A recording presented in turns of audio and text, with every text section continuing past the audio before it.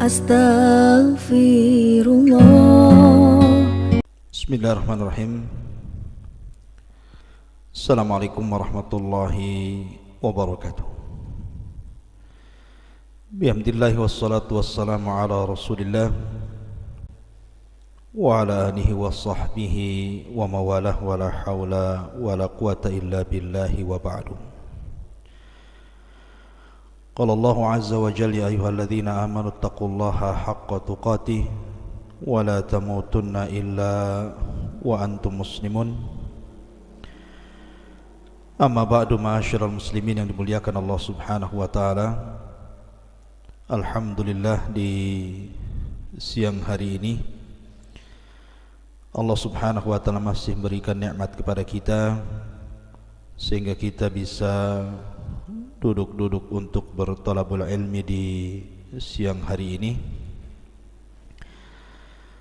Dan pembahasan di siang hari ini kita akan membahas tentang kisah orang yang pertama kali mencatat Bismillahirrahmanirrahim. Kita tahu bahwa Bismillahirrahmanirrahim adalah kalimat yang sangat agung sekali dalam Islam, sehingga saking agungnya bacaan basmalah itu, setiap kita membaca Al-Quranul Karim, kita dituntut dan juga dianjurkan untuk memulakan dengan kalimat Bismillahirrahmanirrahim, kecuali saat membaca surah At-Taubah atau surah Al-Bara'ah. Karena ada yang mengatakan bahwa surah At-Taubah atau Al-Bara'ah itu bagian daripada surah Al-Anfal. Tentu karena kandungan yang sangat agung dalam basmalah ini, terutama ada dua perkara yang terkandung dalam basmalah itu, kenapa kita disuruh untuk membaca basmalah bukan hanya ketika membaca Al-Quran, tapi dalam setiap perbuatan dan ucapan kita. Karena dalam basmalah itu terkandung pertama al-isti'anah, permintaan pertolongan kepada Allah Azza wa Jal, dan yang kedua talabul barakah. Dengan basmalah itu kita mengharap berkah dari Allah Subhanahu wa taala terhadap apa yang kita katakan dan yang kita lakukan. Bahkan dalam perkara-perkara tertentu, seperti seseorang masuk ke dalam kamar mandi, yang kita tahu bahwa kamar mandi itu penuh dengan syaitan. Apabila seseorang kemudian masuk ke kamar mandi dan mengucapkan Bismillah, kemudian dia berlindung dari syaitan laki-laki dan juga syaitan perempuan, maka kata Nabi SAW, satru ma baina a'yunil jinni wa awrati bani Adam idza dakhala ahadukumul khala an yaqula Bismillah. Yang menghalangi pandangan jin dan aurat Bani Adam ketika seseorang masuk ke kamar mandi itu adalah ucapan Bismillah. Jadi orang yang mengucapkan Bismillah kemudian dia mengatakan Allahumma inni a'udzubika minal khubthi wal khaba'ith, maka sekalipun seseorang telanjang bulat dan nampak aurat besarnya, maka jin tidak sanggup melihatnya. Tetapi kalau seandainya seorang tidak membaca basmalah dan tidak ta'awud ketika masuk kamar mandi, maka mereka akan memandang aurat kita. Termasuk juga ketika seseorang makan dan minum. Orang yang tidak baca basmalah, maka syaitan ikut makan dan minum bersama kita. Termasuk juga halal dan tidaknya sembelihan itu juga ditentukan dengan ucapan Bismillah. Kemudian juga apabila seseorang melakukan sesuatu dari perkara-perkara mubah, apabila dia membaca basmalah, maka perkara-perkara itu akan bernilai berkah di hadapan Allah Azza wa Jalla. Dan banyak lagi keutamaan kalimat Bismillah. Yang ingin saya jelaskan adalah sejarah siapa yang pertama kali mencatat kalimat Bismillahirrahmanirrahim ini. Ma'asyiral muslimin yang dimuliakan Allah Subhanahu wa taala, disebutkan di dalam kitab Al-Awail yang dikarang oleh Ibnu Abi Asim Asy-Syaibani dari riwayat Abdullah bin Abbas radhiyallahu anhuma, dia mengatakan awal man kataba bismillahirrahmanirrahim Sulaiman alaihi salam. Orang yang pertama kali mencatat bismillahirrahmanirrahim adalah Nabi Allah Sulaiman alaihi salatu wassalam. Bagaimana kisahnya nanti saya akan ceritakan.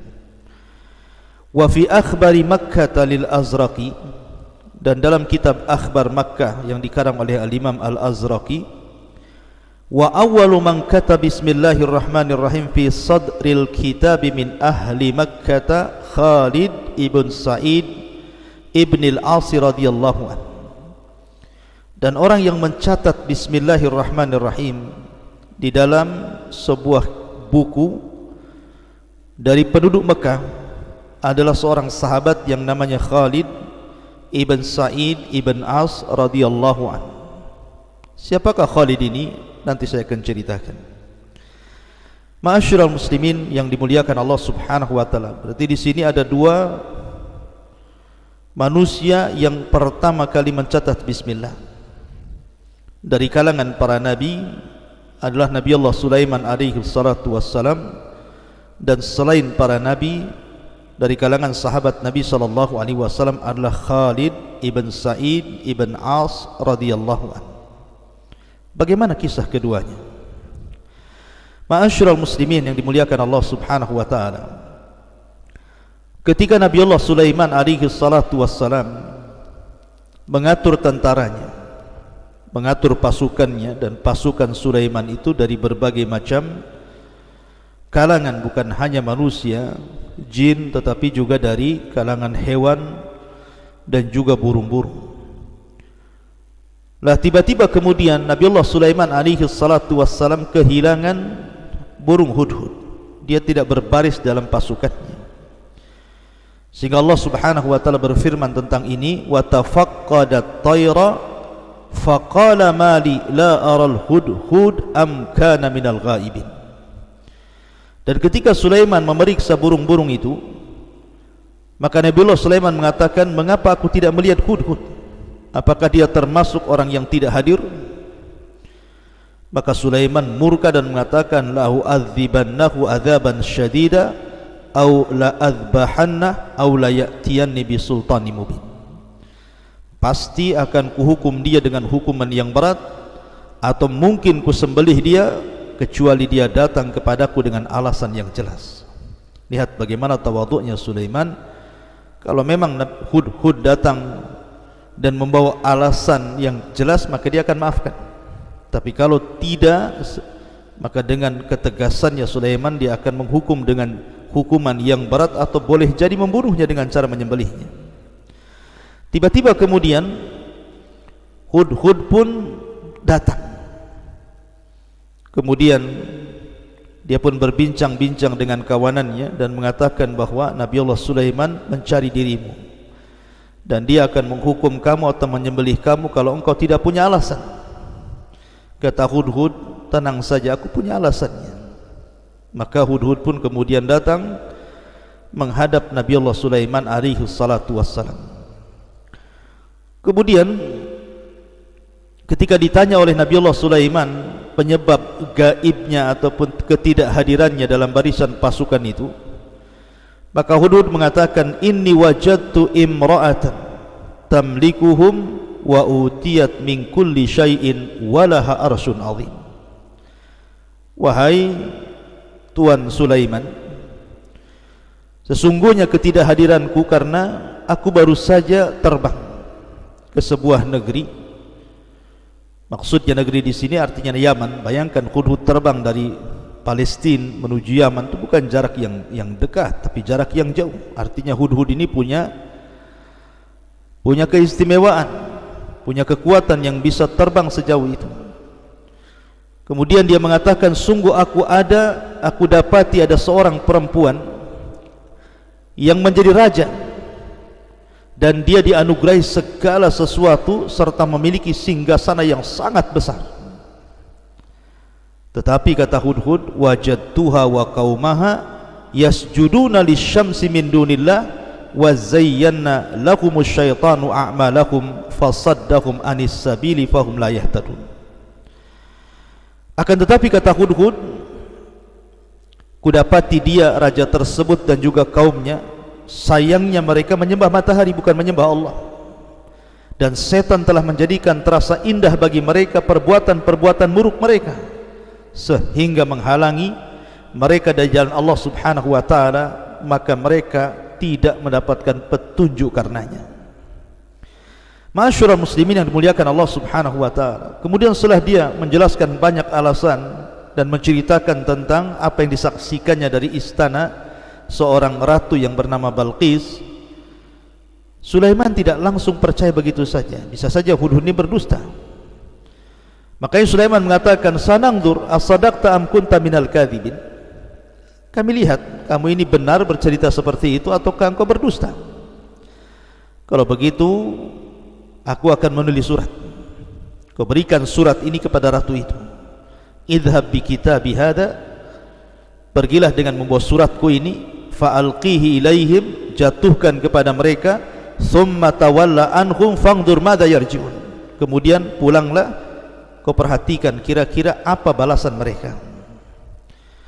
Akhirnya kemudian Hudhud pun membawa surat daripada Nabiullah Sulaiman alaihi salatu wassalam, kemudian dibawanya ke kerajaan Balqis di Yaman, kemudian dijatuhkan, dan surat itu diterima oleh sang ratu Balqis tadi.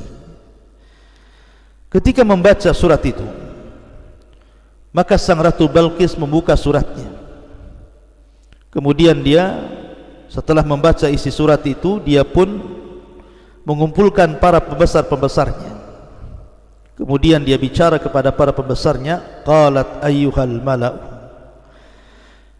wahai para pembesar, inni ulqiya ilayya kitabun karim, sungguh telah sampai kepadaku sebuah surat, sepucuk surat yang sangat mulia sekali.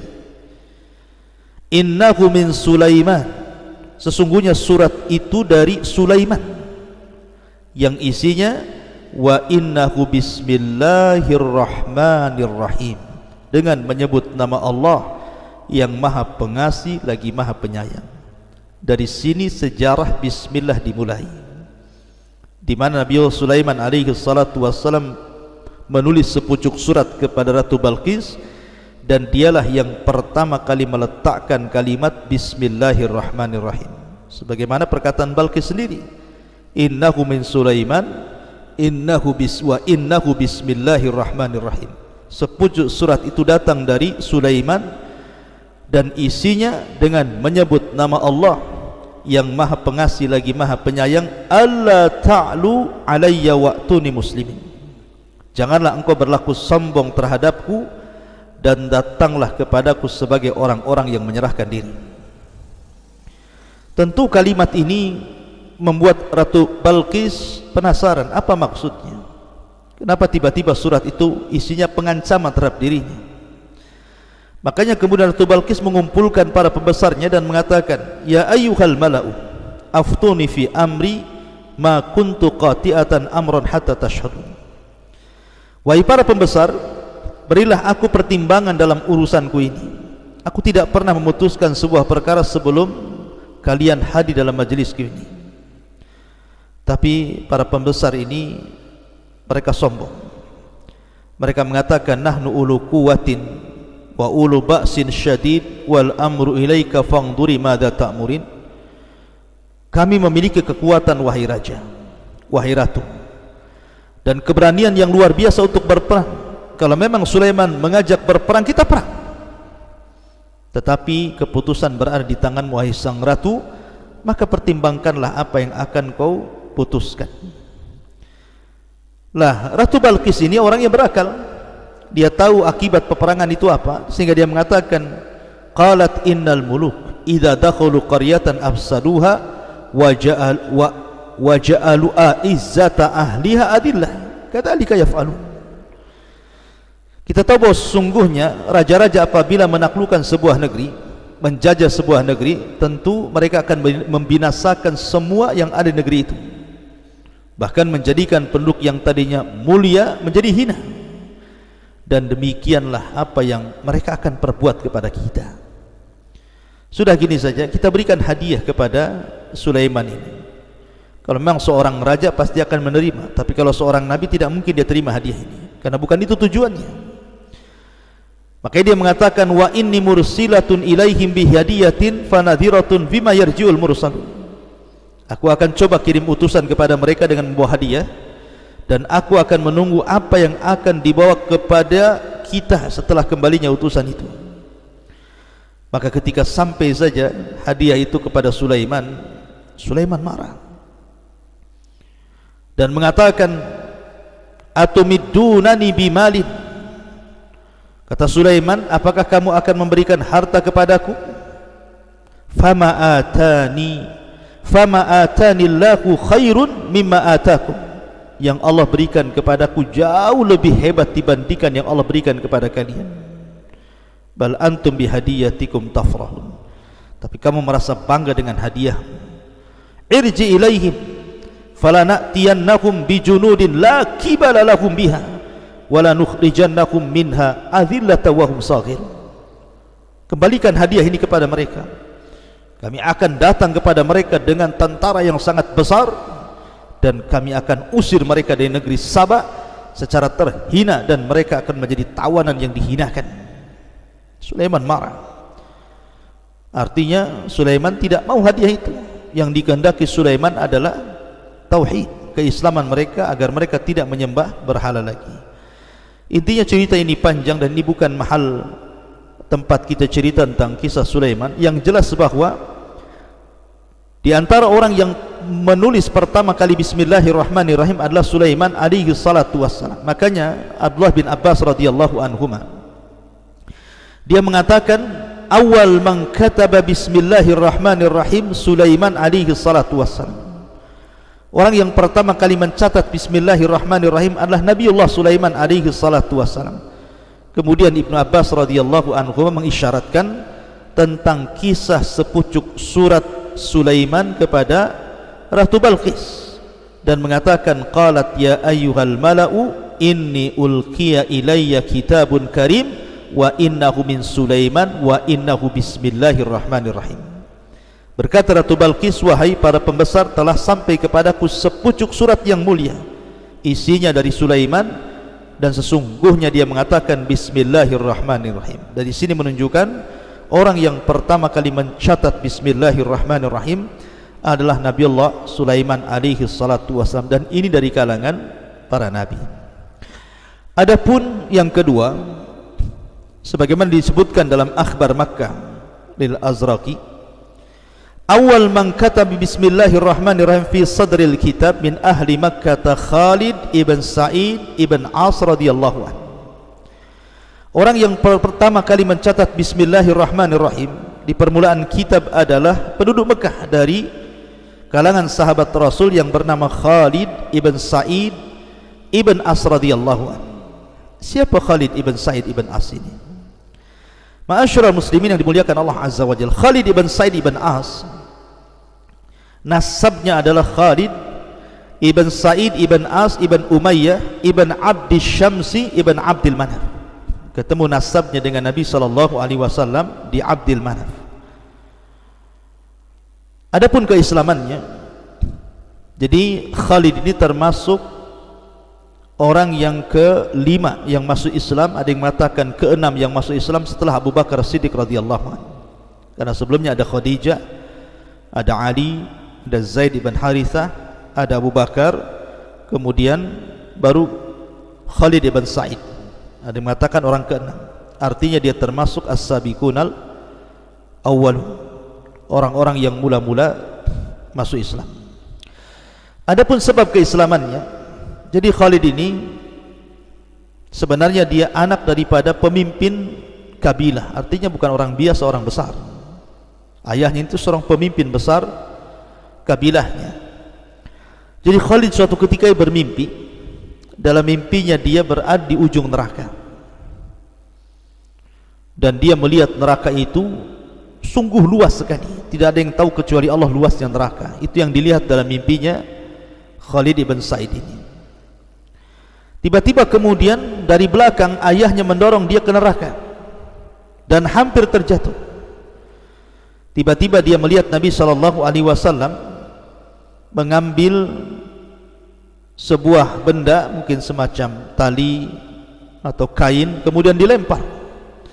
Maka disambarlah kemudian oleh Sa'id ini, oleh Khalid ibn Sa'id, sehingga dia selamat daripada neraka itu. Jadi bapaknya yang mendorong, ketika dia hampir terjatuh, Rasul melempar sebuah benda, kemudian diambilnya, kemudian ditariknya, dan dia pun selamat dari masuk neraka. Itu dalam mimpinya. Kemudian dia terbangun. Setelah dia terbangun, dia menganggap ini bukan mimpi biasa. Makanya dia mengatakan innahu laru ya haqqun. Ini mimpi ini ajaib. Ini mimpi yang benar. Dari situ dia datang kepada Abu Bakar Siddiq radhiyallahu anhu, karena Abu Bakar itu temannya, teman semasa jahiliyah atau teman semasa ketika berniaga dari Mekah ke Syam.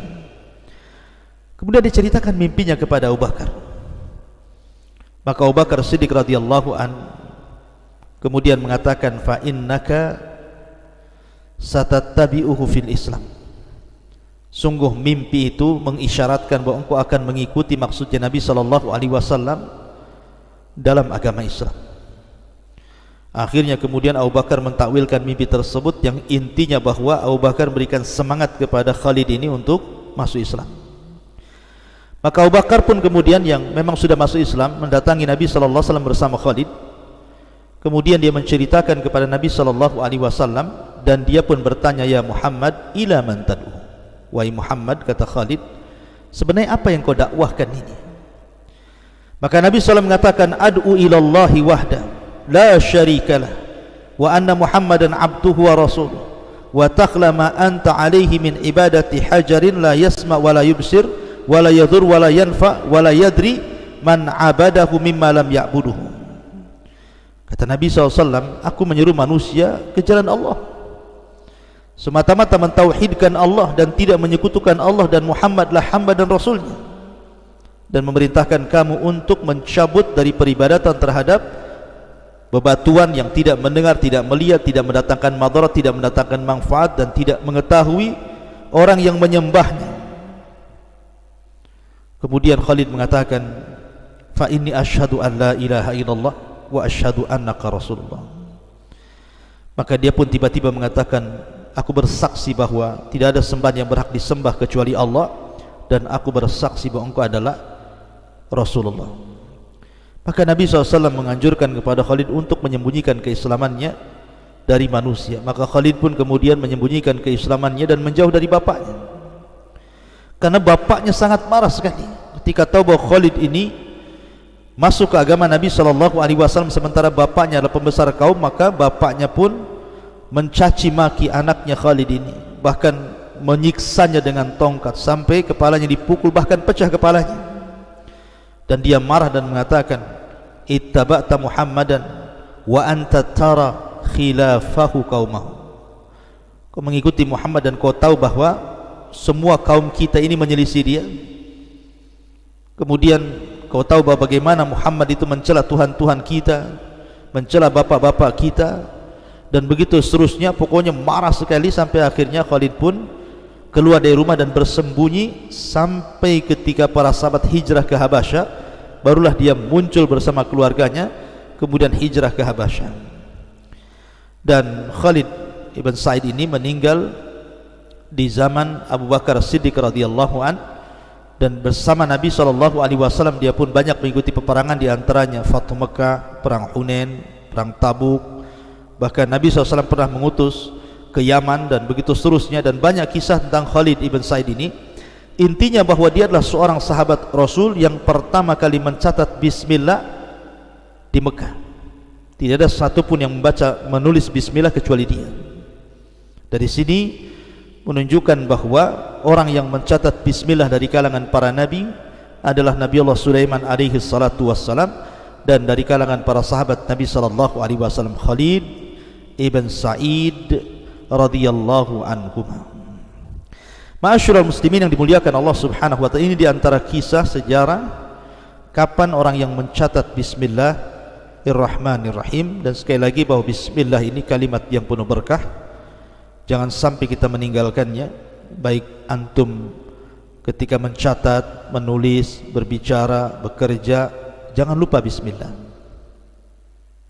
Termasuk juga di zaman wabah seperti ini, ketika anda keluar dari rumah kemudian ke kantor, keluar dari rumah kemudian anda bekerja, kalau anda baca basmalah, kita tahu bahwa wabah ini COVID-19 ini kita tidak tahu siapa yang akan kena, karena tidak memilah dan memilih, baik anda orang kaya, orang susah, pejabat, rakyat, semua kena. Tapi yakinlah ketika anda keluar dari rumah membaca basmalah, karena ba dalam bismillah itu isti'anatan lillah. Kita meminta pertolongan kepada Allah Azza wa Jal supaya kita selamat ketika keluar dan selamat ketika kembali. Dan itu tidak lain karena pertolongan Allah Azza wa Jal. Karena bagaimanapun setiap pekerjaan itu ada risiko. Risiko kecelakaan, risiko permasalahan, termasuk juga tersebarnya wabah, risiko di zaman sekarang. Maka dengan kita membaca basmalah ketika keluar dan bertawakal kepada Allah Subhanahu wa taala, bismillahi tawakkaltu 'ala Allah, maka yakinlah bahwa Allah Subhanahu wa taala akan melindungi kita dari setiap bala dan wabah ini. Yang kedua, ada berkah di dalamnya. Sebab orang kalau bicara, sebelum bicara kemudian dia baca basmalah, maka berkah ucapannya itu. Kalau anda bekerja kemudian mendapatkan hasil yang sedikit, yang biasanya dapat hasil banyak, boleh jadi yang sedikit ini lebih berkah dibandingkan hasil yang banyak. Artinya banyak keistimewaan basmalah itu. Oleh karena itulah maka jangan tinggalkan membaca basmalah dalam setiap apapun, karena di dalam basmalah itu ada isti'anatan lillahi wa talaban li barakatillahi azza wa jal. Subhanakallah bihamdika asyhadu an la ilaha illa anta astaghfiruka wa atubu ilaik. Allah Ta'ala. Assalamualaikum warahmatullahi wabarakatuh.